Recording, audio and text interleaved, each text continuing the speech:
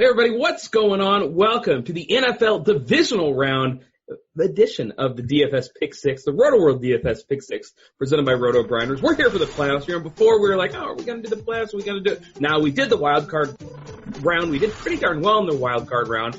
And now we're back for the divisional round. Joining us, we got Evan Silva. Evan, what's up, buddy? What's going on, man? How you doing? I'm ready for this slate. Yeah, I'm pumped, and last week went pretty well for me. Also joining us, Hribar, Lord Reeves. You know him from everything, essentially, all the shows, all the articles. He does everything, man. What's up, Reeves? How you doing, buddy? What's going on, guys? Yeah, last week was really good. I had a really good week. The only thing I totally missed on was Marlon Mack, just totally underweighting, Ryan Kelly's, return and overweighting the matchup and then being able to run the football on the Texans because he smashed. But he didn't hurt me too bad, just prevented me from winning some big ducats. But, it was a good week. As I think last week we talked about, we probably expected like 3 of those games to have a good shot to be kind of dogs for fantasy points, and they all kind of ended up being that way outside of some individual pieces. But this week, it's a lot tougher. I think we're going to have a lot more lineup differential this week, especially at wide receiver. It's a lot deeper this week, in terms of plays. And we're going to see just a lot more different lineup constructions this week than we did last week. Yeah, I'm really looking forward to it, and I kind of had the same feel. Like when I'm building my lineups, I'm finding that, okay, there are a number of ways I can go. Last week, you just kind of had to lock in Zeke. You had to, lock in Eric Ebron, essentially. Like it was kind of, okay, we know where we're going. This week, I think there are a number of different ways we can go, and I'm interested to hear what you guys like. So let's go ahead and jump right into it. Let's start with our first game. It's the Colts at the Chiefs, a 57-point total. Kansas City were 5.5-point favorites. The Colts obviously went into Houston last week. They beat up on the Texans, and honestly, it wasn't even as close as the final score indicated. So, Evan, let's talk about this Colts side because I've heard a lot of trendy people, a lot of people say, I think the Colts can win this game. Mm-hmm. I kind of think the Chiefs win this game big time. Evan, what do you think about the Colts side? Yeah, I haven't looked at any bet percentages yet, but it definitely feels like the Colts are going to be a public team, and the line movement has already been on the Chiefs, because the Chiefs opened as, I think, 4 or 5-point favorites, and it's been bet, in the Chiefs' direction. So that'll be interesting. I mean, last week, the public nailed it on the Chargers. They got some help. I mean, the Ravens, so many penalties and turnovers, and Lamar played his worst game, and, they still had a chance at the end, but the public team, the most public team of last week, was the Chargers, and they got that right. So great. But I think for, the Colts this week, yeah, I mean, I think that the general thought is that they can maybe go to Kansas City and impose their will with the running game. It's going to be tough. I mean, you're going to have to stop down. So you're going to have to stop Patrick Mahomes. You're going to have to really follow through with this. And this kind of a formula, it generally doesn't work. The Chiefs also have a great history of playing much better defense at home than they do on the road. This year, allowing 18 points per game at home, over 30 points per game on the road. And this extends back years. This is not like a simple 1-year trend. So those are the concerns, I think, for the Colts. I think at the end of the day, it's going to be a shootout. It's totaled at 57. I think it could definitely go over that. And I think that, both teams are going to have, it's not going to be a situation where the Colts go to Arrowhead and control the game with Marlon Mack. I think that that's very unlikely.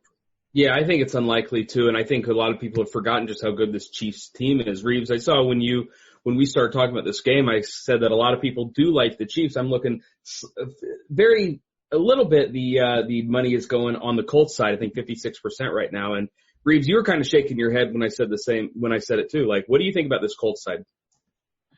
Yeah, I'm kind of with you guys, the same boat. I mean, the Colts have been good. They've been good defensively. Everything's working. Evan sent a tweet about it. I had a tweet about it yesterday. I mean, they've been pretty fortunate over the stretch. I mean, I don't want to it's hard to really discredit a 10-1 stretch in the NFL. Going 10-1 in the NFL, no matter who you play, is a big deal. I mean, it is, but they really have not faced any good offenses. The highest offense they faced in terms of DVOA was the Giants, which was 13th over that stretch. The only tangible quarterbacks they face are Deshaun Watson and Dak Prescott, are guys that you would probably still question at this point. They're going to be on their third straight road game, which historically has been bad for, NFL teams, straight up and in the playoffs. So it's kind of a tricky spot for them. I do like you get Andy Reid teams off of a bye. He did lose his one game off of a bye with the Chiefs, in the playoffs, a couple years ago against the Steelers, when they lost that game 16-18. But yeah, I think it's a tough spot for the Colts. I think it does, show up well for Andrew Luck though. I mean, the quarterbacks in this game, I think when we're highlighting quarterbacks on the slate, I think I'm only going to play 3, and it's going to be 2 in this game and Drew Brees. So I mean, I'm looking at these 2 guys, and I'm going to try to, they're the 3 most expensive guys on the slate, but I just want to get them in because I think that they're clearly they have such an advantage over the other rest of the field, especially if we get bad weather in New England in that game. It's tougher. We're going Nick Foles has been like the lore of Nick Foles and the magic, but he's not scoring fantasy points. They're winning games and doing the magic, but he's not scoring fantasy points. So and then you've got Goff and Dak in LA, which could be, a game that has, if we're going to pick a game to go under, I think that's the one you might pick. So I mean, I'm looking at those 3 guys and saying those are 3 guys I'm just going to try to lock in and not really think about too hard about the other guys and try to make an argument for. So yeah, I'm with you guys, and I think it's going to be a tougher game for the Colts, but it just means that I feel higher on their passing game. I think Luck, they sat on the ball in the second half of that game. We're not going to have that again. Luck has 17 or more fantasy points in 15 games this season. Only Patrick Mahomes has more. So, I mean, it's going to be the 2 guys against each other with, the highest floors at the quarterback position. Yeah, and I think Andrew Luck's going to be a play Evan, do the outdoor splits at all with Andrew Luck concern you? Going from a dome, now he's going to be playing outdoor. Apparently it might be raining. I think right now we're looking at about a 40% chance of rain in Kansas City. Does Andrew Luck in those conditions concern you, Evan? I really haven't dug into weather stuff yet. I mean, we're doing this on Wednesday at 3:15 Central. So I haven't looked yet. I'll start looking on Thursday. Yeah, I think that it's been determined, based on multiple studies by multiple data analysts that all you really care about when it comes to weather is wind. And so if there's significant wind concerns, yes, that's a concern. If there's going to be rain, that actually creates more of an opportunity to pounce on the game. Because look, just think about it intuitively. If you're a defensive back and you're moving backwards, to try to cover a guy, and it's a little bit soggy out there, offensive guy has the first step, and he gets an advantage, and there's no real impact. I mean, unless it's a torrential downpour, and 40% chance of rain doesn't sound like a torrential downpour. So, no, I'm not too concerned about that. I think that there are 2 scenarios though where it would concern me, again, the wind, and if the total starts to really move down a lot, that could become another concern. But I think that Andrew Luck is going to be a great play. I think that Eric Ebron is going to be a great play. Eric Berry is back for the Chiefs, technically, but he didn't play in week 17. He might have had a setback. He's dealt with this Achilles problem for 2 years at this point, or, a year and a half at this point, and he's really not a concern. I think that Eric Ebron is going to be in a great spot against Kansas again. Yeah, and Reeves, when we talk about this Kansas City side, obviously it's Patrick Mahomes, it's Tyreek Hill, it's Travis Kelce. The Colts like to pride themselves on not giving up a lot of big plays, but I mean, they're facing the quarterback who gets more big plays than any other quarterback in the league. They're facing the team that gets more big plays than any other team in the league. So what do we think about this Chiefs offense? Do you think they're going to be able to kind of impose their will on this Colts defense? Well, I think the points are still going to be there. I think the Colts, we talked about the, stretch of passers they face, they're not facing Blaine Gabbert, they're not facing Cody Kessler, Marcus Mariota, they're facing the highest scoring fantasy player in existence of fantasy football, in Patrick Mahomes. I think the guy that we trust the most is obviously in this matchup is Travis Kelce. Actually in the slate, we actually get 3 of the top 4 scoring fantasy tight ends on a small slate, which is pretty lucky for us for a position that's been so bad all year for a small slate to get actual usable tight ends. But he's the league's highest scoring tight end. He runs in just a sweet matchup. We've talked about the Colts playing zone all year. The way you bust them up is with tight ends. Now, it didn't happen last week. 3 of 8 targets to Houston tight ends. But Deshaun Watson left some throws on the field in that game. Oh, man. Ryan Griffin had a walk-in touchdown. He had another 20-yarder that he spiked. That's not going to happen with Mahomes and Kelce. They're going to eat this up. Kelce has at least 5 or more receptions in the past 15 games. Ever since week 1, he's had at least 5 catches in a game. He's gone under 50 yards just once over that span. Colts were last in the league in receptions and yards, lots of tight ends. Opposing teams targeted tight ends 24.5% of the time against the Colts. That's the second highest rate in the league. I mean, everything just points to just jam Travis Kelce in. He's the Zeke of this week. I do want to play some Ebron too, but I mean, Kelce seems like to be the guy that I think if you were to say, lay a receiving prop out for yardage, I mean, he probably has a pretty good prop odds to lead the week in receiving yards. You might want to just, take out $25, $50 and throw it on there and see what happens. I've definitely burned $25 and $50 in worse ways than that. Evan, when you look at this Chiefs offense, is it Mahomes and Kelce for you? Or are you throwing in some Tyreek Hill? Are you double stacking with both these guys? How are you approaching this Chiefs offense? Yeah, that Ryan Griffin miss. I mean, that was just painful. I'm like, that was my chance, I mean, had him wide open. Like that would have been a sweet touchdown, and man, he would have crushed it. But yeah, I mean, Patrick Mahomes. I mean, look, the Colts are very much built to slow down a guy like Tyreek Hill. That's what they want to do. They would love to keep him at 5 to 7 catches and 75 yards with, no games, past 25. I think that would be a great game for their defense. And they didn't give up big plays all season. They were bottom 4 in the NFL in number of 20-plus yard completions allowed. And they were also bottom 2 in 40-plus yard completions allowed. So, that's exactly what they want to do. They want to bottle up a guy like Tyreek Hill. They have even schemed late in the season to try to take away outside receivers, as we've seen with DeAndre Hopkins. So I think that adds an element of risk to Tyreek Hill. But Tyreek Hill can just run around, run through everyone, and he can absolutely still have a great game. But yeah, I'm with Reeves that clearly Travis Kelce is in the best spot on paper. I also think that Damian Williams is in a really good spot on paper, and he is nice and cheap on FanDuel. The risk with him comes into play with Spencer Ware, who he practiced fully leading into Week 17, and it seemed sure that he would play in that game against the Raiders, but he didn't play. And in the meantime, the Chiefs have signed Damian Williams to a contract extension. He's been really good. And he is another way for the Chiefs to attack this weakness that the Colts present, because of the way that they play in terms of production allowed to running backs in the passing game. Damian Williams is going to probably be the best option for that. So, do you guys feel like a high level of confidence in Damian Williams? Let's assume that Spencer Ware is going to be active before the game. Yeah, I mean, if Spencer Ware is active, to me, I'd still think you can play Damian Williams. He's cheap enough to where I don't mind rolling the dice. On FanDuel anyways, on DraftKings, I mean, he's more expensive than Spencer Ware. I'm not sure I want to pay 5-1 for him over there. What about you, Reeves? What do you think? Yeah, kind of truly in no man's land. I don't really have a strong take on it, assuming that obviously if Ware doesn't play, then I obviously have a strong take on it.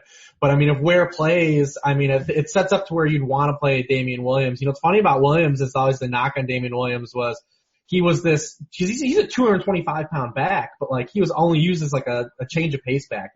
Teams never used him in the running game at this point in his career. And he's been great on the ground. He's averaging almost 6 yards per carry, in the games that Ware's been out.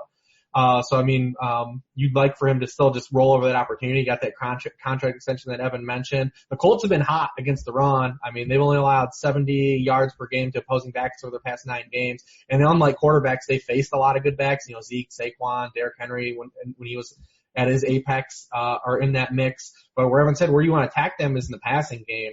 So I mean, that should bode well for Damian Williams. It just depends on what kind of touch count we're going to get. The last time they both played, it was 20-12 in favor of Spencer Ware, and he also had 75 receiving yards in that game.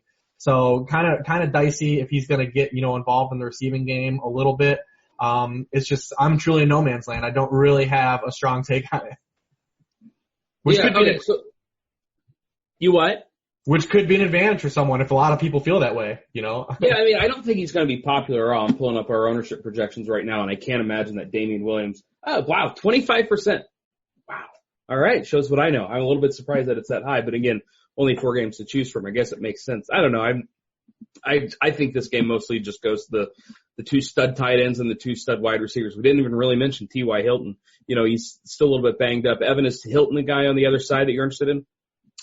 Yeah, I mean, it's kind of like Tyreek, where, much different from a matchup standpoint, but, he doesn't like check every box as being, this is not the ideal situation, potential rain on the road. We're not getting him at Lucas Oil or at Reliant. Those are the best spots to always play T.Y. Hilton. So it's not the best spot ever. But yeah, I think he continued to play at a high level last week. The reason he was a little bit disappointing was just the flow of the game. The flow of the game set up so perfectly, like for Kiki QT, and not, and great for Marlon Mack, and not well for T.Y. Hilton. And it wound up not even setting up that well for Eric Ebron, who was just rolling in the first half. And, they didn't have to do much in the second half because their defense really came to play against the Texans, and Deshaun Watson played poorly in the game. I guess you're not getting a lot of Twitter hate. Why do you hate Deshaun Watson after the last game? No, that is kind of past, Well, we need to reignite this one then. Let me see what I can do. All right. Let's talk Dallas at the Rams. 49.5 point total. The Rams are touchdown favorites at home. And Reeves, this game's all about the running backs for me. You got the two best running backs, maybe in football, Ezekiel Elliott and Todd Gurley. Todd Gurley is 7-point favorite at home. He's going to be really popular. It's a tough matchup for him, but as we've seen before, matchups don't really matter for Gurley. What do you think about Todd Gurley in this one, Reeves? Yeah, it looks like he's going to be a 100%. I saw Chow tweet that he expects him to be 100% too for this game, so he's going to be back 100%. We just got to expect him to get the workload that he was getting before, after sitting out the final 2 weeks of the regular season, catching that bye. Dallas was really good at home against the run, and that showed up last week when Pete Carroll and Brian Schottenheimer just decided to run for 6 inches at a time in that game, repeatedly over and over, but they were a lot worse on the road. They allowed 119 yards rushing per game on the road. That was 17th as opposed to second at home. And in their past 2 games on the road, they allowed 178 total yards and 2 touchdowns to Giants running backs on 29 touches. And they allowed 219 yards and 2 touchdowns to Colts backs on 39 touches, over the past 2 road games. Gurley is the ultimate touchdown machine, man. And we're getting Gurley at like ludicrous pricing compared to where he was in the regular season. From a DFS stance, he's priced at the cheapest on DraftKings all season long and the second lowest price of the year at FanDuel. So, why not? That's kind of how I feel too. Like, I'm just going to go overweight on Todd Gurley, and I struggle to really see a way that kills me. What about you, Evan? Are you going to be all in on Gurley too? I think so. Jamming in Gurley and Zeke. Yeah. So we got to find some cheap dudes. I want to play Mahomes too on FanDuel. This is the cheapest that Mahomes has been in a long time. He's usually in the mid 9s, and on FanDuel he's 9,000 even this week. So, gonna have to try to take some. Got to find some cheaper sleepers. Yeah, for sure. And I think we might find those. I think in a later game we might find a few of those. It's going to be somebody I gave you guys last week that you scoffed at me. We're going right back to the well this week. But Evan, what about these other Rams guys? The passing game. Jared Goff. He's actually projected to have some ownership this weekend. Pretty maligned over the last month. You get a couple of receivers that we have interest in every week, Robert Woods, Brandon Cooks. What do we think about this passing game for the Rams? Yeah, and late in the season, and this was when Gurley was, limited / inactive, the Rams they changed their personnel packages a little bit. They started playing Gerald Everett a little bit more, playing Josh Reynolds a little bit less. So, I'm not sure I'm going to look in that direction for sleepers. The Cowboys were another team was very good at limiting big plays. That does not necessarily add up perfectly for Brandon Cooks, but Brandon Cooks, all it takes is 1 or 2 plays and he can get you there. So he's a dangerous guy to fade for sure. I think that it's real clear that Robert Woods has a really steady floor, and his matchup is not imposing between the numbers against Dallas. That's, kind of where you want to attack them. So I think that Robert Woods is just a really rock solid play. He's, to really have like a monster game, I think he might have to score like 2 touchdowns because he's not hitting like 120 yards. Cooks could potentially get to 120 yards. But I think that he's one of the highest floor wide receiver plays on the divisional round slate. Yeah, like I feel good about Robert Woods. The problem is 7-7 over on a FanDuel on DraftKings. He's 5'9". I'm more apt to pay that DraftKings price. It just seems like a lot to pay. I'm not sure he necessarily has that ceiling. Reeves, let's talk about the Cowboys side, because it's very rare that we sit here and say we want to play two running backs from the same game, but here we are with Gurley, with Zeke. We know the Rams defense been a little bit hit or miss throughout the season. What do we think about this Cowboys offense, Reeves? I mean, you just play 21 and you move on. Okay, done. I mean, what now?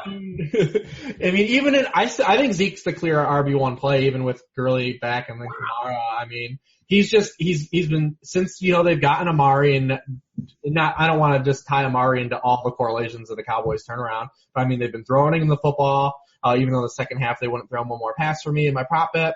But he had 30 touches in that game. He finished the season averaging 25.4 touches per game, the most in the league. He has 21 or more touches in 9 consecutive games. He's averaged 153 scrimmage yards over that span. I mean, you want me to keep going? It's just, the Rams have been, they ranked 27th in fantasy rushing points allowed. We know he's going to get the ball no matter what the script is. I just don't think it's an overthink situation. Okay. What do you guys think about the Cowboys maybe pulling the upset here? I love the points because the Rams, all their games against good teams have been close. They've only won, the Chargers were the only team they beat by more than a touchdown. So, I mean, I like that. I definitely like the +7. But I mean, it's one of these things. I mean, home field's been such a big deal in the divisional round historically, especially recently. I think I'm just going to take the 7 instead of trying to money line it. Yeah, I don't think the Cowboys win this game. I'm just going to take Sean McVay over Jason Garrett. I think that's a pretty reasonable take. I know, Evan, you were tweeting earlier about or I've seen some people tweeting about the cocoon and the NFL. The old school NFL guys are really rooting for the Cowboys here, aren't they? Yeah. I don't know. The cocoon has kind of, I mean, Sean McVay, I guess he kind of is a cocoon coach. I mean, his dad was John McVay, longtime NFL executive. I mean, but the guy also does things that, he has done innovative things. So, when I think of like a cocoon coach, I don't think of Sean McVay. Cliff Kingsbury, he played in the NFL, technically. He was around for a while in the NFL. I don't know. I'm not really sure where we're going right now. It definitely exists, but the lines are being blurred, I feel like, a little bit. Oh, okay. All I've heard is that you get the kind of this coach that doesn't really embrace analytics all that much, and Jason Garrett, and it's just kind of, I'm going to run the football and I'm going to do my thing, versus Sean McVay, a guy who very clearly does embrace analytics. So I've heard some talk that the older guard of the NFL is really rooting for Dallas in this game. But anyways, back to this Dallas offense. What they are saying, I believe, is that it's ridiculous. Their thinking is that it's ridiculous that everyone is trying to just copy Sean McVay, or trying to find the next young offensive coordinator to become their head coach. And I'm not sure what to think about that. Yeah, Cliff Kingsbury. Really quick, I know we're on the Cowboys. Can we talk about this Cliff Kingsbury guy? I mean, the guy got fired from his college job. What am I missing here? Well, I think that he's considered an advanced offensive mind. He has been around the NFL. I mean, if we're just looking at college won-loss records, did Mike Leach have great won-loss records at Texas Tech? I know he had some very good years. I don't know about overall. I know he put up points every single year, though. Right. So I think that, the direction that the NFL is going, and this is why people are coming up with concepts like defenses don't matter, is because defenses don't matter as much as they used to, because especially in the NFL game, so many rules have been changed to make it so that you can actually have a good defense, but it just doesn't matter as much as it used to. Right? I mean, what do you think about this, Reeves? It's a very interesting conversation. Yeah, I'm not really much of I really don't get involved in the coach takes that often, especially on Twitter. I mean, I think that the biggest thing from this wave of hires that we've seen is that at least they're hiring guys that we don't know instead of hiring guys that we know are for sure bad. Yeah. So, I mean, Right. so that's just a positive direction for me. I mean, obviously we know all these guys aren't going to work out inherently. I think that there's also an advantage too, I think, to having your head coach as the play caller now, where it's thought it was detrimental at a time in the NFL. I think it's a bigger deal now because you can never lose that guy. He's your head coach. If your offensive coordinator can't get poached from you now, he can't be taken away and disrupt the boat. I mean, McVay and Goff are going to be together for a decade. He's never going to have to deal with that. That's what the Cardinals are thinking when they went through a year where Josh Rosen was basically stymied by like a high school team. The Cardinals were a high school team. Like they ran a high school offense, and like Josh Rosen, they realized they had to get out. They had to get out. So I mean, they're going to get a window here where if it works out, you'll have an extended run. That's why the Browns now, Mayfield and Freddie Kitchens are going to be together for like an extended run now. Browns don't have to worry about anyone giving Freddie Kitchens a head coaching job now. So I think that area is an advantage now, and I think teams are starting to look at that area as well and saying that, those are the guys that get the head coaching job. So let's just make him a head coach now. We don't have to worry about disrupting our young quarterback. Whether it works out or not, remains to be seen, hire by hire. We know some of these guys are going to fail, but I'm just glad we're not seeing the same guys that we know are bad at the job keep getting jobs. Yeah, you wait till Mike McCarthy gets hired by the Jets next week. Oh. Well, that'll take care. The latest buzz is that they're going to hire Matt Rule. I don't know who that is. Okay. I mean, I haven't put time into, I've been studying this stuff. I haven't really, studied the coaching stuff as much either. So, but he's been at Baylor, right? Matt Rule? I don't know. I have no idea who that is. I feel like this is Monken the worst interviewer in the world? What's the story? Yeah, what's the story? Why is Todd Monken not the Jets head coach? That's your boy, man. That's your boy too. Like I was surprised that I also don't really understand the Matt LaFleur thing. Like I know that he's supposed to be like this great young offensive genius, but I watched the Titans play offense last year, so like I don't know. Well, I think that's the biggest point though is that you can't really we overweight the importance of these guys a great deal. And just to say what the Titans did is solely on Matt LaFleur, like I think is kind of a bunk argument as well. It's just, I'm not saying you have to give him a pass either, but I mean, we overweight, like they had a ton of injuries on offensive line. Mariota was hurt all year. Like it's tough to, like, what was he really supposed to do? Like what were they supposed to do? Like you turn Blaine Gabbert into an all-star. That's what you do. They could have waited to play Derrick Henry before December, I guess. Like that's a legit argument. All right. Reeves, let's talk this. I know we kind of like got way off track. That's what we do sometimes on the Pick Six. Let's talk this Dallas side though. Reeves, I know you said you lock in Zeke. What about this passing game with Dak and Amari? Because Amari just keeps getting it done week in and week out. I know the home road splits aren't great, but what do we think about this passing game, Reeves? Hate it. Don't like it. Okay, good. Yeah. Pretty much all above. I mean, even home road splits, without, Amari's a guy that we target for matchups now. I mean, you look at the spots he's hit, it's not just home road splits. They've been in pretty favorable matchups.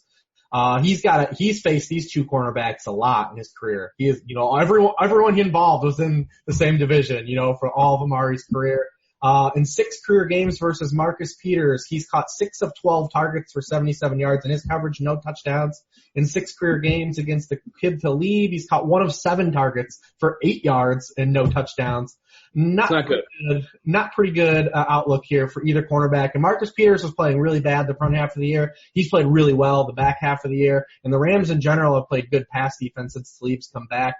They've allowed wide receivers just to average 7.2 yards per target and 126 yards per game, just 2 touchdowns total since Sleeps come back, as opposed to 9.9 yards per target and 174 yards per game prior and 18 touchdowns over those 11 games. So I think it's probably one of those games where the Cowboys probably try to do their old-fashioned take of trying to let Zeke, try to slow down this offense, try to keep this game. I mean, that was been the blueprint on the Rams. It didn't really work out early in the season for some teams like the Broncos and the Rams, or the Broncos and the I'm trying to think who else they played. Where just they tried to just let they just tried to run the football and let the Rams run the football on them. I think that's what the Cowboys will try to do. Try to slow down the game, limit possessions a little bit. That's what they've kind of showed us they always want to do.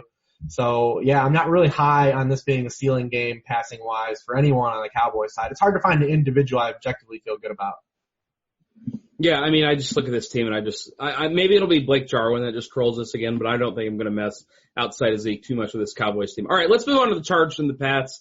The Chargers, They were the chalky team last week, Evan. They came through for everybody. And I'm seeing they're actually the highest bet underdog this week as well. I kind of think they might beat the Patriots, but Reeves rolling his eyes at me. Evan, are you going to roll your eyes at me too, buddy? Man, this is a tough one. It's a tough one. We really have not, outside of the final 5 minutes against the Chiefs, we really have not seen Phillip Rivers play very well in a while. I mean, it's been like 4 or 5 games now. He has a history of, at the end of seasons, really hitting, really leveling down. And so that's a concern to me. This is the second straight 1 p.m. Eastern time game that the Chargers are going to get on the East Coast. Like, the NFL is just trying to get rid of the Chargers. Whatever they do, they're trying to get them out of the bracket. Yeah. And, it didn't turn out to be a very big deal last week, I suppose. But, man, the Ravens just buried themselves early in that game. I think that the Chargers over the course of the season, if we were, like, talking about this game like in Week 10, I would like the Chargers, I think, to beat the Patriots, and on a level playing field. But I think it's going to be tough, man. In Foxborough, there are some weather concerns, I believe, in this game. It looks like it's going to be cold. I don't know, man. And they're banged up. Like Melvin Gordon, geez. I mean, what a warrior, props for your toughness. But this dude is not. What is he at? 60%? I mean, maybe. It's just, he's very clearly banged up. Like, it's affecting his play. He's not like banged up and he's just like playing really well and he's sore afterwards. It's very clearly affecting what he can do out there. Yeah. I mean, I faded him last week. I never want to see a dude injured, but but you also, like, you have like money on the line, so you're like, well, hey, if this guy doesn't come back in the game, then I have an edge on my opponents. He did come back in the game. He wound up scoring the touchdown and, kind of paying some dividends, but he has injuries to both of his legs, 2 knee injuries and 1 ankle injury. That's all the legs. There are no more legs that he can have injuries to. That's it. Analysis. I got you. Yeah, I got you. Yeah, and I mean, like the Gordon thing, and it kind of muddies the water too, because like, can we play Austin Eckler? Like, he saw some extra carries last week. He saw some extra run. He's 4.5K over on DK. I actually think Eckler's a little interesting, but when I look at Melvin Gordon, Reeves, I know he's banged up, man, but I look at this price tag at 6.2K, and you look at the name next to him, and it's tough not to have a little bit of interest in Gordon, right, Reeves? I mean, I can see you can talk yourself into the story, but he just has one of the largest gaps from floor production to where he's priced. You're saying that he's priced low in the context of Melvin Gordon pricing, but it's still expensive to where his floor lies. And the type of total yardage he's producing, I mean, he's had yardage totals of 54, 66, and 43 yards the past 3 games. His snaps are way down. He's not running any pass routes, so what his injury has done is made him just like a lead down banger. He's run to 16, and 9 pass routes the past 3 games after running 23 per game prior to injury. Just not a lot to love, man. It's not a lot to love. He did have 18 touches last week, so I mean, like they were okay with giving him the ball. So maybe you get something there. He's a guy that's played hurt in the past. I remember last year when these 2 teams played, he was hurt coming in and had like an 80-yard touchdown run really early in the game and didn't do anything the rest of the way. But he's tough, man. I don't think I'm going to have him in my player pool once again. I tempted fate last week. I think I'm going to cross him out again this week, and hopefully not be wrong. Yeah, I think honestly, I know I'm going to have some shares just because it's Melvin Gordon at 6,200 on DK. Like I feel like I have to click that button a few times. I'm also going to have some shares of Austin Eckler, a guy who I was pretty heavily invested in last week and didn't necessarily get there, but the usage certainly was there. Evan, what do we think about like Phillip Rivers, Keenan Allen, Mike Williams maybe this week? Last week he was a pretty easy fade, but what do we think about this passing attack for the Chargers? Patriots are tough in the secondary, and I would like to see Phillip Rivers coming into this game playing at a better level. I was talking with Mike Clay last night. He thinks that Stephon Gilmore will be on Mike Williams. I completely agree with that. And then, J.C. Jackson or Jason McCourty on Keenan Allen inside. Keenan Allen he was a 50-50 slot outside receiver for pretty much the entire season. And then over the last 3 games, it's leaned much more towards him being a full-time slot receiver. I don't know. I think that if you're going to play one, you play Keenan. His price is pretty good on FanDuel, 7,100. That's not bad at all.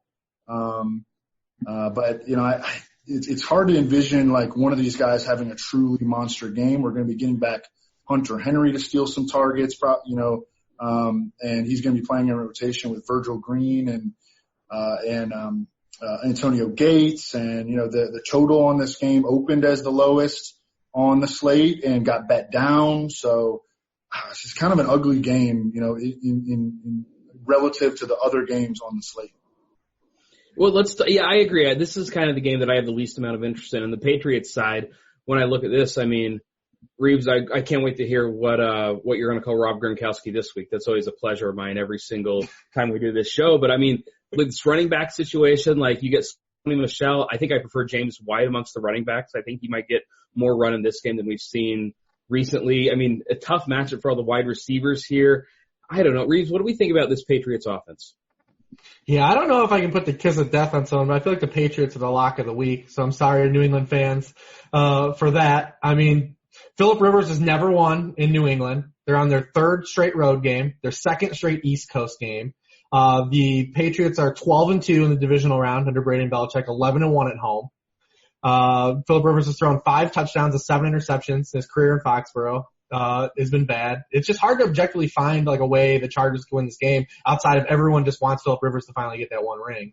And I would cheer for that as well. If I was cheering for a thing, that would be the one thing I would cheer for this postseason. But I'm going to probably take these 4 points and lay them, and feel probably pretty confidently doing it like I do now. So I'm sorry, Patriots fans, if I kiss death to you. As far as how they're going to do it, game plan wise, I mean, Brady hasn't been good, for fantasy purposes. He closed the season, he was a QB1 in just 2 of his final 9 games, averaging 16.2 fantasy points per game over that stretch. I think we've got guys in Breeze, Luck, and Mahomes that have legit 30-point upside on this slate. I don't think Brady is a guy that has 30-point upside here against this Chargers defense that's good, and if we somehow catch weather. Against top 10 defense this year, Brady played 6 games against them. He averaged 1.3 passing touchdowns, 259 yards. As opposed to 2.1 scores and 280 yards per game. Otherwise, I think the guys I like the most, I mean, you always like Edelman. The Chargers gave up the fewest points to slot receivers in the regular season, but like Edelman's one of those guys you just don't really care about who they play. Like he's going to get the way that they run this offense, the way he gets his targets. Since he returned in week 5, he leads the NFL in red zone targets. Tied with Zach Ertz in the NFL, leads all wide receivers, with 20 red zone targets. He's got some scoring upside too, for his high floor. And it seems to set up if we don't get any wonky weather, if there's game plan wise, it sets up for the James White game. I mean, the Chargers were pretty solid against the run all year. They were 14th in rushing points allowed per game to opposing backfields. They were 10th in rushing yardage, but they were 30th in receiving points allowed to running backs. These teams played a year ago, and Patriots backs were targeted 14 times. They caught 12 of 14 targets. White himself had 5 for 85. That's when Rex Burkhead was playing a lot. He had a good game receiving in that game as well. I mean, the Chargers are built to rush the passer. They're built to play the boundaries well. When Casey Hayward forgets he's in coverage, Michael Crabtree was put to sleep at the end of that game. So, I mean, it sets up to be a dink and duck game because we can't count on Gronk to do anything. I mean, Gronk has 5 targets since Josh Gordon left. Like, we can't count on him to do anything. If he gets redirected, he can't start. He can't get anything going. So I'm looking at just James White and Edelman as the guys again for the Patriots. Rob Gronkowski is a blocking tight end. Ooh, ouch. Like Eric Tomlinson. Hey, but I couldn't cover Gronk. Like, I have too much respect for him. Gronk has 2 of 34 Patriots targets inside the 10-yard line this year. That's impressive because you would think that a guy like that, I mean, hell, Antonio Gates gets more red zone targets than that. Did you see the video of Tom Brady running routes with Rob Gronkowski in coverage? And he was like, it was bizarre. It was just. Listen, when you get put on Brady Island, you don't get out. I know we mentioned James White too. We kind of been saying for the last month with the Patriots, like, what do they tend to do this time of year? They tend to kind of save James White a little bit. I think that's what they were doing. They've been doing, saving him for the playoffs. Sony Michel, that's why he's been getting more run now. I think that it's definitely a James White week. All right, let's talk about our last game.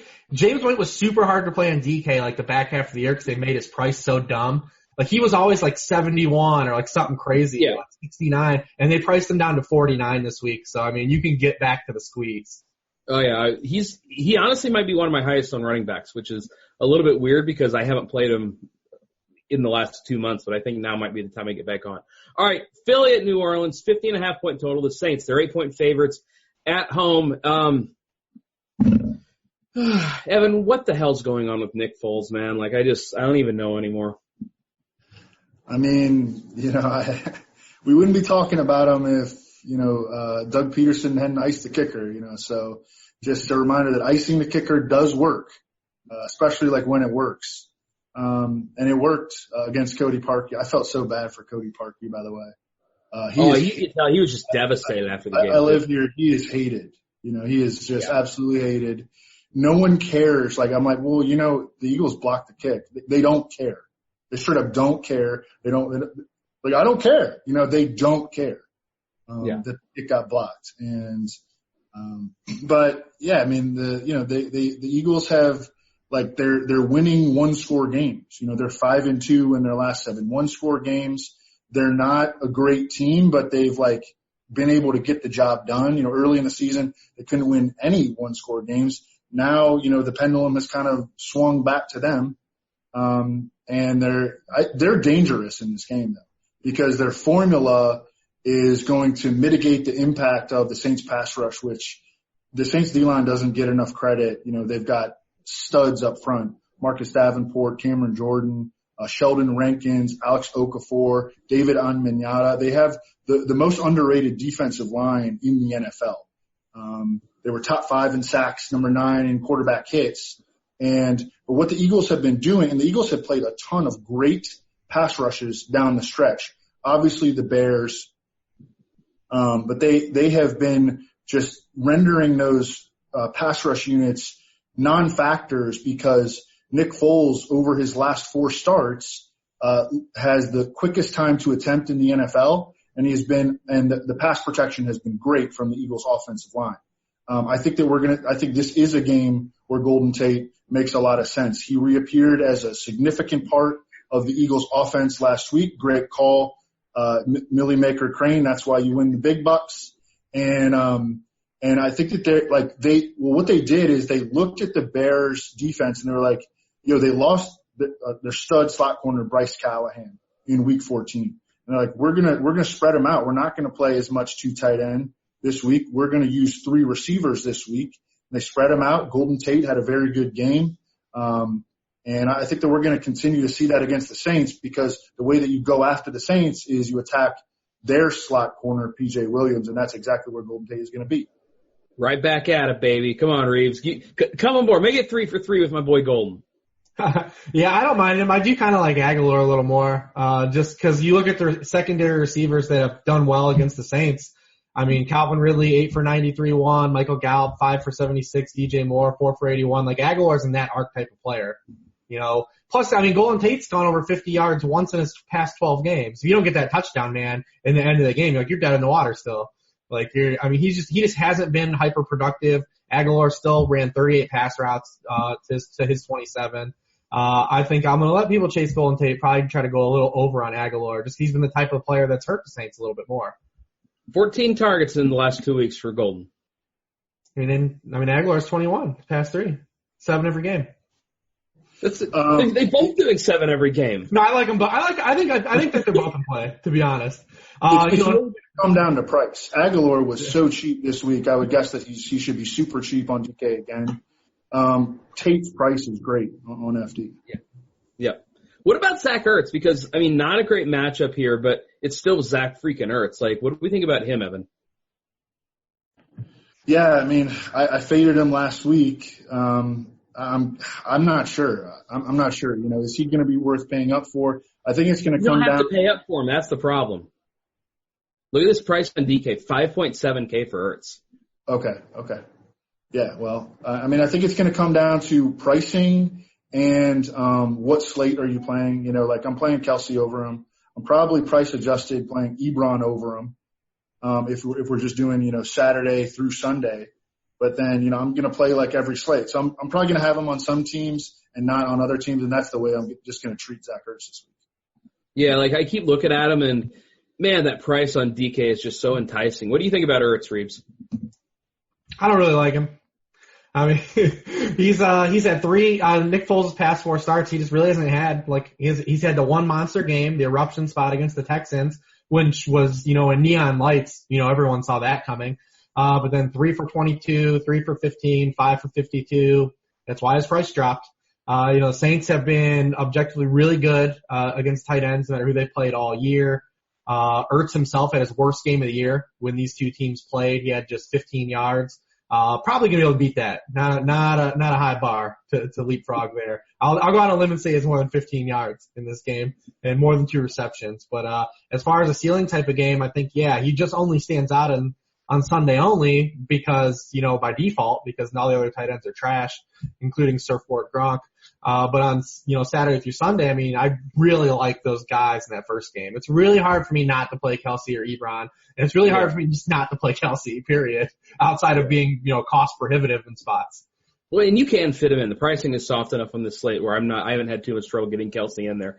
Evan, these Philly running backs, we saw Wendell Smallwood get some touches last week, like Darren Sproles. He ended up being a pretty popular play.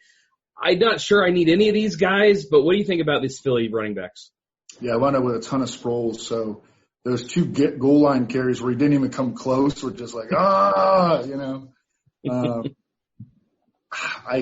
would prefer to not play any of these guys. Josh Adams 1 snap last week, by the way. That's not very many.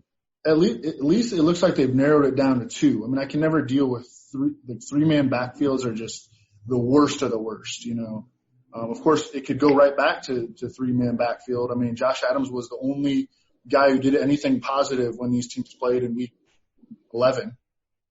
Scored the only points by the Eagles. I don't know if that is going to amount to anything, I think that they probably do roll with Smallwood and Sproles.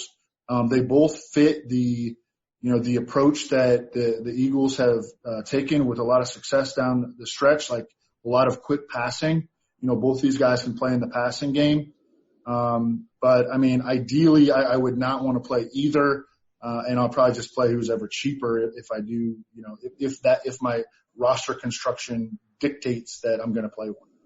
Yeah, FanDuel, that cheaper guy is Sproles. He's cheaper by $300. DK, it's Smallwood. He's cheaper by $500. I actually might have some Smallwood over there. On the Saints side, yeah, of course we like Drew Brees, Michael Thomas, a great spot, Alvin Kamara, Mark Ingram. I don't have problems with any of these guys. Reeves, what do you think about the Saints offense? Ted Ginn, baby. Yeah! Ted Ginn, light it up spot. I mean, we gotta see him practice though too first before we get crazy. But we'll talk him up early in the week while we can. But he came back in week 16. He came back and he stepped right back into a big role. He had 8 targets. He had 74 yards against the Steelers. The last time these two teams played in week 11, the Eagles rolled coverage frequently over to Michael Thomas, and Traquan Smith just annihilated them. He had 10 catches for 157 yards and 13 targets, just absolutely murked them. Traquan Smith did nothing the rest of the year outside of that game. So, I mean, we were going to get Ginn in that role, in that spot. We always like to play Ginn at home, where his career as a Saint, he's averaged 66 receiving yards per game at home as opposed to 39.2 on the road. 5 of his 7 career touchdown catches with the Saints have come in New Orleans. It just seems to be where he's priced cheap. He'll be the guy that, we'll look towards. I mean, the Eagles secondary is still bad. I know a lot of people have been hyping up, the roster changes they've made. Listen, man, they came out and they gave up a boatload of passing yards all season long and came out and gave up the most passing yards in the wild card round to Mitch Trubisky. So, I mean, if Mitch Trubisky's going to throw for 3 bills, we're getting Drew Brees at home where he's just shredded the entire season, 21 touchdowns to 1 interceptions. The Saints have never lost at home in the playoffs with Sean Payton, Drew Brees. It's just a spot where I'm probably going to be back on the Saints, score 30 plus again, pretty much without much roadblocks or hindrance. Yeah, so I like this. Yeah, so I'm beyond Ginn.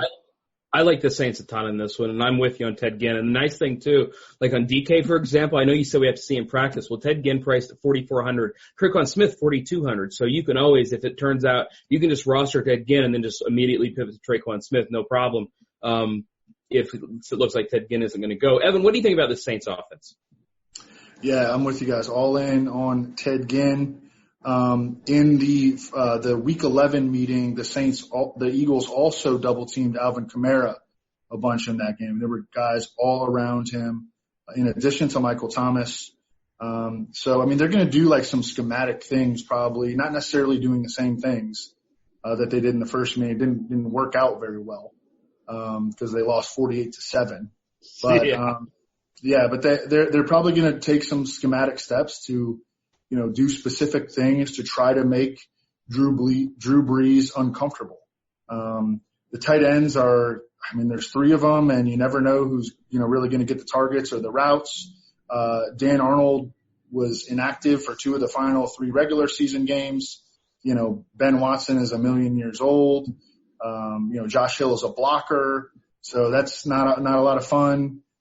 Keith Kirkwood, though, man, Killer Keith Kirkwood, he is interesting as like a deep sleeper, I think. He was the Saints' primary slot receiver from weeks 13 through 16. Week 17 was weird, really, really weird, because they played Michael Thomas 40 snaps and Traquan Smith 40 snaps, did not play Ted Ginn at all, and they barely played Keith Kirkwood. But those are going to be your top 4 receivers for the Saints. Keith Kirkwood is big. He's fast. He plays in the slot, where you can get high percentage targets. And he was running 23 routes per game in weeks 13 through 16. So, if you want to take a shot on a long shot, I think that he's a little bit interesting. Yeah, and he's a cheap long shot too, just 3-3 over on DK. And if I'm going to play him, I'd like to do it on PPR site. Reeves, what do we do with these running backs? Alvin Kamara, he's 8,600 over on FanDuel, 7,300 over on DK. Not the best matchup, but it's freaking Alvin Kamara. Like, if everybody's playing Gurley and everybody's playing Zeke, is Kamara kind of the guy that people ignore? Yeah, we'll see if it shakes out. How many people try to jam both those top guys in if they're going to try to get in one of these high quarterbacks like we kind of talked about wanting to. I do like Kamara a lot. I mean, one of probably the most head-scratching things in a weekend that was filled with questionable coaching decisions. And listen, man, everyone that plays or coaches the NFL knows way more football, has forgotten way more football than I'll ever know. But there was I'm not sure that's true for what it's worth, but go on. There's a lot of questionable things that happened last week, and one of the biggest ones is Matt Nagy's deployment of Tariq Cohen in that game last week. I mean, for him to only have 4 touches in that game against the team that was 30th, tied for 30th in receptions, a lot of the running backs in the year, from him to not even be a part of the game plan at all was very puzzling. And we talk about short slates. What wins on short slates, right? Touchdowns, scoring having guys that have multiple touchdown upside. Well, Alvin Kamara had 6 games with multiple touchdowns in the season, tied Todd Gurley for the most of all running backs on the season. So if you're talking about multiple touchdowns and scoring upside, I mean, he's got to be on your board. On a short slate for sure. You don't want to ignore him. I think the thing with Kamara that this split has happened, since Mark Ingram come back. I mean, it's just lowered his ceiling. He's still at a really high floor. He's still averaging, 90 yards per game. He's at 98 or more yards on 6 of his past 8 games. But he's not getting those ceiling games. Remember when he opened the season, we're not getting those 160-yard games from him anymore. Which is the difference between like him and like a guy like Todd Gurley and Ezekiel Elliott. Those guys are giving you 150. Whereas Kamara's been just like floating around like the 95 to 110 mark because he's giving away 12 touches per game, to Mark Ingram. And before last, cause he didn't play in week 17, week 16, when he had the 80 yards against the Steelers, that was his first game over 50 yards receiving since week 3. So, I mean, we had yet to see him used as a receiver, over the back half of the season and really deployed down the field like he was to start the season. But I mean, that's the only concern is total yardage compared to the other 2 guys, but he has just as much scoring upside as the other 2 guys. Yeah, Evan, do you have a preference here? Are you going with a lot of Kamara? I know Mark Ingram, if we think that, and I kind of think the Saints might blow out Philly. If that's the case, I got to like some Mark Ingram. What do you think about these running backs, Evan? Yeah, that's the thing with Mark Ingram is that, whereas Alvin Kamara has been, just in terms of his touches per game, he has been more game script proof. Mark Ingram has been very lopsided in terms of his game script dependence. You want this guy in a game, and look, they're favored by 2 scores right now. I think the Eagles are dangerous in this game, but they're favored by 2 scores right now. And if you want to trust the spreads and the totals, I think the game sets up relatively well for Mark Ingram. I'm still not sure what to think about the Eagles in terms of run defense. They were bad from weeks 10 through 15. They've been good in their last 3. So I'm not too worried about the defense because I think it's hard to gauge right now. I think that being the 2-score home favorite, it makes him appealing, and then you adjust for price. Like, what's his price? Is his price good enough? Does he fit in with your roster construction? Especially if you're going to try to jam in, you're playing the Saturday, Sunday, and you're trying to jam in Zeke and Gurley. Can you fit them? All right, guys, that's going to do it for us. Reeves, give us one. I'll tell you, do you have any of these teams upsetting the favorite here? No, I don't. I think I'll win outright. I like some of the lines because you're catching some dogs with some big totals here, which I like. Anytime you can get you're saying +8.